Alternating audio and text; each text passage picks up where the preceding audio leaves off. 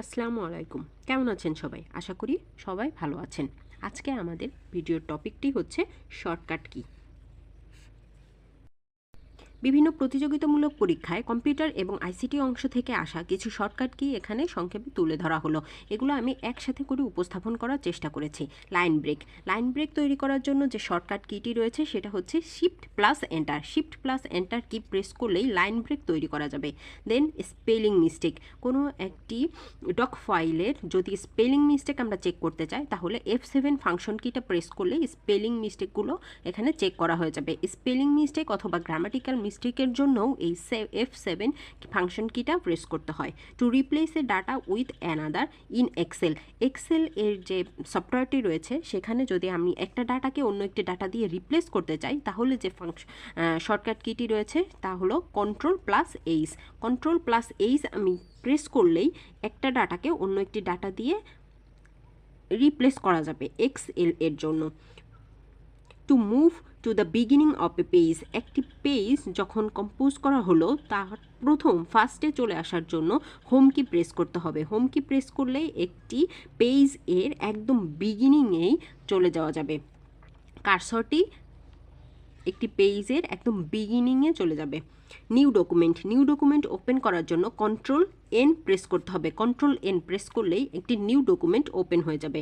Two close a tab on browser, যে কোনো ব্রাউজারের একটি ট্যাবকে আমি যদি ক্লোজ করতে চাই তাহলে যে শর্টকাট কিটি প্রয়োজন তা হবে Ctrl+W। Ctrl+W প্রেস করলেই কোনো একটা ব্রাউজারের নিউ ট্যাব ওপেন হয়ে যাবে। এরপরেই যে শর্টকাট কিটি রয়েছে তা হলো টু ওপেন ডায়ালগ বক্স মানে হচ্ছে ডায়ালগ বক্স অন করার জন্য আমাদেরকে Ctrl+F12 প্রেস করতে হবে। Ctrl+F12 প্রেস করলেই কোনো একটি ডায়ালগ বক্স ওপেন হয়ে যাবে। পেজ ব্রেক ইন এমএস ওয়ার্ডের পেজ ব্রেকের জন্য Ctrl+Enter। প্রথমেই আমি বলেছিলাম লাইন ব্রেকের জন্য শিফট প্লাস এন্টার, পেজ ব্রেকের জন্য এমএস ওয়ার্ডের পেজ ব্রেকের জন্য Ctrl+Enter কি প্রেস করতে হবে।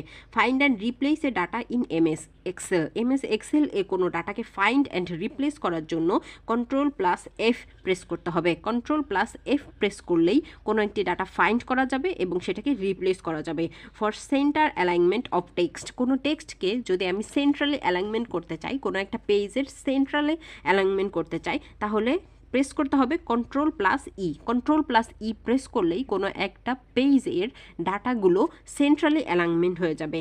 টাস্ক ম্যানেজার অথবা রিবুট অথবা চেঞ্জ পাসওয়ার্ড চেঞ্জ করার জন্য যে শর্টকাট কিটি রয়েছে তা হলো Ctrl+Alt+Delete।